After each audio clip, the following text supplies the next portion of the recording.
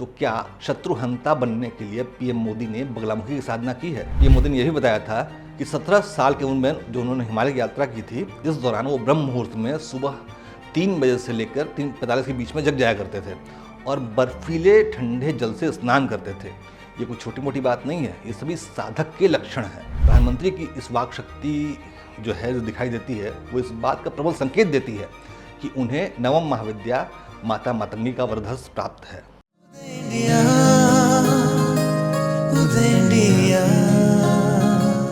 प्रधानमंत्री नरेंद्र मोदी ने जब से देश की सत्ता संभाली है, कई असंभव से लगने वाले काम खुद ब खुद होते हुए दिखाई दे रहे हैं। जैसे कि भारत को 1000 घाव देने का सपना पाले हुए पाकिस्तान खुद ही टुकड़े टुकड़े होने के कगार पर है। भारत से हमेशा पंगा लेने के लिए तैयार बैठा चीन सीमा पर से अपनी फौजें वापस बुलाने लगता है। नोटबंदी और जीएसटी ऐसे बड़े कदम सहजता से उठा लिए जाते हैं। सैकड़ों सालों से बहुप्रतीक्षित राम मंदिर बनकर तैयार हो जाता है। आज़ादी के बाद से ही देश के लिए नासूर बनी धारा 370 शांतिपूर्वक हट जाती है। मोदी जी की एक अपील पर पूरा देश कोरोना के दौरान लॉकडाउन का पालन करने लगता है।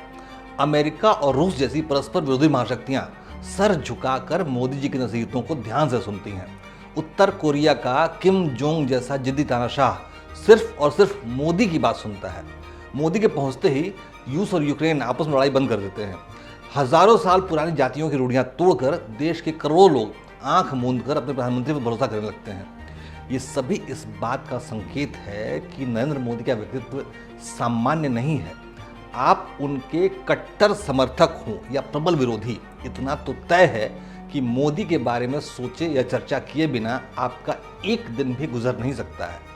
और ये तभी संभव है जब किसी व्यक्ति के पास आध्यात्मिक शक्तियों का आशीर्वाद मौजूद है। बिना आध्यात्मिक शक्तियों के कोई भी व्यक्ति ऐसी असाधारण सफलताएं प्राप्त नहीं कर सकता है। आज नरेंद्र मोदी के जन्मदिन के अवसर पर मैं इसी रहस्य से पर्दा उठाने की कोशिश करूंगा। पीएम मोदी के जीवन को गौर से देखें तो उनकी उपलब्धियां आपको स्वयं ही चमत्कारिक लगने लगेंगी। एक सामान्य से चाय बेचने वाले से देश की सर्वोच्च सत्ता और फिर वैश्विक लीडर का सम्मानजनक स्थान हासिल करना सचमुच अचरज की बात है। लेकिन पीएम मोदी को बेहद करीब से जानने वाले लोगों के लिए ये सब अनोखा नहीं है, क्योंकि वो जानते हैं कि पीएम मोदी ने आध्यात्मिक शक्तियों की कृपा प्राप्त की है और उनके लिए कुछ भी असंभव नहीं है। नरेंद्र मोदी के जीवन की संपूर्ण उपलब्धियों का राज उन 3 वर्षों में छिपा हुआ है जब वो दुनिया छोड़कर हिमालय की बर्फीली वादियों में आध्यात्मिक साधना के लिए चले गए थे। 2 से 2.5 से 3 सालों का ये कालखंड सबकी निगाहों से छुपा हुआ है। यही वो समय है जिस दौरान की गई साधना ने एक सामान्य से शख्सियत वाले नरेंद्र मोदी को वैश्विक नेता और फिर भारत का सर्वश्रेष्ठ प्रधानमंत्री बना दिया। इन वर्षों में पीएम मोदी ने क्या किया, कहाँ रहे, किसका सानिध्य हासिल किया, कौन गुरु था उनका, इन सभी प्रश्नों का स्पष्ट उत्तर नहीं मिलता है, क्योंकि एक साधक के लिए आध्यात्मिक साधनाओं को गुप्त रखे जाने का विधान सदियों पुराना है। लेकिन इस बारे में कुछ संकेत मिलते जरूर हैं। जैसे कि गुजरात की राजधानी अहमदाबाद में पीएम मोदी के पुराने परिचित रामानंद संप्रदाय के बाबा लाल बाग नागा जी ने एक बार कुछ खास लोगों के सामने बताया था कि पीएम मोदी ने 2 वर्षों तक केदार घाटी स्थित गरुड़चट्टी के हनुमान गुफा में वो रहे थे। इस दौरान पीएम मोदी को कई महान संतों का सानिध्य मिला, जिनके निर्देशन में उन्होंने आध्यात्मिक साधनाएं संपन्न की। नागा बाबा ने स्पष्ट रूप से कहा था कि संतों के जरिए प्राप्त ईश्वरीय शक्तियां पीएम मोदी के आसपास सदैव मौजूद होती हैं, क्योंकि पीएम मोदी अपनी साधनाओं को सिर्फ और सिर्फ सार्वजनिक हित के लिए इस्तेमाल करते हैं। कोई भी विरोधी या नकारात्मक शक्ति उन्हें अपने मार्ग से विचलित नहीं कर सकती है।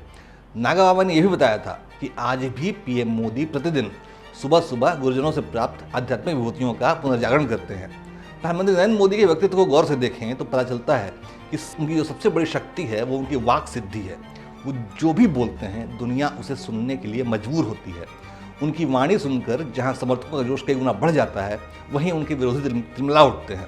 लेकिन कोई भी उनकी वाणी की उपेक्षा नहीं कर सकता है। उनकी वाक शक्ति के बारे में किताब भी छापी गई है, इसका नाम है स्पीकिंग द नरेंद्र मोदी वे। इस किताब के लेखकों का स्पष्ट कहना था कि पीएम मोदी आज जिस मुकाम पर हैं, इसमें उनकी संवाद शैली का सबसे अहम रोल है। उनके भाषणों की गूंज सिर्फ देश में नहीं सुनाई देती, बल्कि उनकी अपनी जो अनूठी भाषण कला है उसने दुनिया भर को प्रभावित किया है। वो बोलते हैं तो हर किसी के लिए उनके पास कुछ ना कुछ जरूर रहता है। वो अपनी बात जिस तरीके से समझाते हैं और लोगों को प्रभावित करते हैं, उससे लोग प्रेरित होते हैं। लोग उन्हें देखकर सीखना समझना चाहते हैं। ऐसे में प्रश्न ये उठता है कि क्या मोदी जी ने वाक शक्ति प्राप्त करने के लिए क्या किसी तरह की साधना भी की है?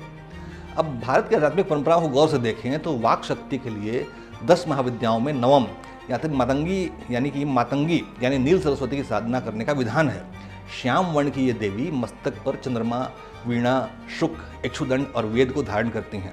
मातंगी को उच्छिष्टा, सम्मोहिनी, लघु श्यामा, राज मातंगी, वश्च मातंगी, चंतु मातंगी, कर्ण मातंगी, षडामनाय संध्या, सुमुखी मातंगी आदि नामों से भी देश के कई हिस्सों में पूजा जाता है। मातंगी की उपासना से मनुष्य की वाणी में अपूर्व आकर्षण और दिव्यता आ जाती है और उसे दुनिया के संपूर्ण ग्रंथों के सार का खुद ब खुद ज्ञान हो जाता है।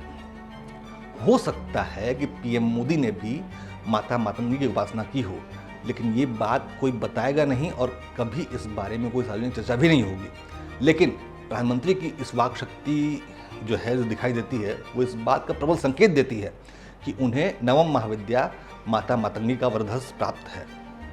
नरेंद्र मोदी के जीवन की दूसरी आश्चर्यजनक बात है कि उनके विरोधी खुद ब खुद नष्ट हो जाते हैं या फिर उनका मानसिक विचलन हो जाता है। पीएम मोदी का जीवन दुनिया भर के राजनेताओं में सबसे ज़्यादा खतरे में माना जाता है। दुनिया का हर आतंकवादी उन्हें मारने के सपने देखता है। हर समय अंतराल पर नक्सली आतंकवादी उनके प्राण हरण की कुत्सित साजिश से रचते रहते हैं, लेकिन वे कभी भी सफल नहीं हो पाते और ना ही सफल हो पाएंगे। यही नहीं, पीएम मोदी के राजनीतिक विरोधियों का भी उच्चाटन हो जाता है। वो अपना मानसिक संतुलन खोकर अजीबोगरीब हरकतें करने लगते हैं। यहाँ तक कि पार्टी के अंदर भी प्रधानमंत्री मोदी के विरोधियों की कमी नहीं है, लेकिन वो सभी चुपचाप समर्पण करने के लिए मजबूर हो जाते हैं। बड़े बड़े वैश्विक नेता पीएम मोदी के आवामंडल के आगे झुक जाते हैं। इतने ज़्यादा आंतरिक और बाहरी विरोधियों के बीच भी घिरे हुए होकर भी पीएम मोदी लगातार सफलता की सीढ़ियां चढ़ते जा रहे हैं। ये भी एक महान आश्चर्य की बात है।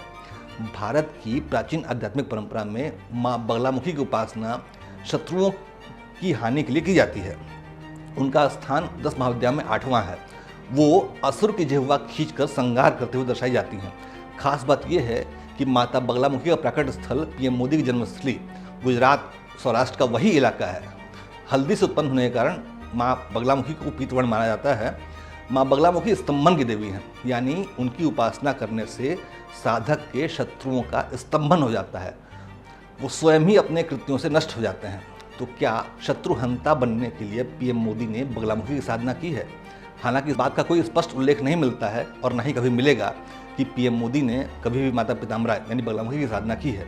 लेकिन उनके शत्रु जिस प्रकार स्वयं ही नष्ट हो जाते हैं, उसे देखकर आध्यात्मिक विज्ञान का कोई भी जानकार साफ तौर पर बता देगा कि पीएम मोदी के ऊपर माता बगलामुखी की कृपा है। चाहे उन्होंने अपनी साधना स्वयं की हो या फिर उन्हें अपने गुरुओं के आशीर्वाद के जरिए माँ बगलामुखी का आशीर्वाद प्राप्त हुआ हो। और मैं एक बात और आपको स्पष्ट बता दूं कि हमारे प्रधानमंत्री उच्च कोटि के साधक हैं और उन्होंने स्वयं ही इस बात को स्वीकार भी किया है। वैसे तो भारतीय परंपरा में अपनी साधना के बारे में बोलने की मनाही है, क्योंकि इससे अहंकार का पोषण होता है। लेकिन एक बार पीएम मोदी ने स्वयं ही अपनी आध्यात्मिक साधना के बारे में एक छोटा सा संकेत दिया था। पीएम मोदी ने एक Facebook page humans of Bombay को एक साक्षात्कार दिया था। इसमें उन्होंने स्वीकार किया था कि वो पीएम मोदी जो हैं वो दीपावली के मौके पर एकांतवास में 5 दिन घर से दूर जंगल में बिताते थे। दीपावली की रात्रि को भारतीय परंपरा में महाफलदायी साधना की रात कहा जाता है। इस काल में की गई साधनाएं साधक की शक्तियों को जागृत करती हैं। पीएम मोदी ने बताया था, जो उन्होंने साक्षात्कार दिया था उसमें उन्होंने बताया था कि वो दिवाली के दौरान ऐसे घने जंगल में चले जाते थे जहाँ स्वच्छ पानी के अलावा कुछ भी उपलब्ध नहीं रहता था, न अखबार, न रेडियो, न टीवी, न इंटरनेट। इस दौरान वो 5 दिनों के लिए कामचलाऊ भोजन अपने साथ रखते थे। इस दौरान पीएम मोदी कुछ जाप करते थे या पाठ करते थे, इस बारे में उन्होंने कुछ नहीं बताया, लेकिन उन्होंने इतना जरूर कहा कि वो ये समय आत्मावलोकन में बिताते थे। इसी इंटरव्यू के दौरान पीएम मोदी ने यह भी बताया था कि 17 साल के उम्र में जो उन्होंने हिमालय की यात्रा की थी, इस दौरान वो ब्रह्म मुहूर्त में सुबह 3 बजे से लेकर 3:45 के बीच में जग जाया करते थे और बर्फीले ठंडे जल से स्नान करते थे। ये कोई छोटी मोटी बात नहीं है, ये सभी साधक के लक्षण हैं। हम आपको एक बार फिर बता दें कि पीएम मोदी की आध्यात्मिक यात्रा के बारे में ना तो कभी खुलासा होगा और ना ही कोई तथ्य सामने आएंगे, क्योंकि भारतीय परंपरा में इस तरह की जानकारी सार्वजनिक करने की कतई मनाही है। लेकिन पीएम मोदी की उपलब्धियों और उनके जीवन यात्रा को देखकर यह स्पष्ट कहा सकता है कि वो सामान्य व्यक्ति नहीं है और उन्हें आध्यात्मिक विभूतियों का आशीर्वाद हासिल है, जिसके बारे में जानना सभी के लिए कतई जरूरी नहीं है। हम आप जैसे भारत के नागरिकों के लिए यही आश्वासन पर्याप्त है कि पीएम मोदी के हाथों में हम सभी का भविष्य सुरक्षित है। जय हिंद, जय भारत।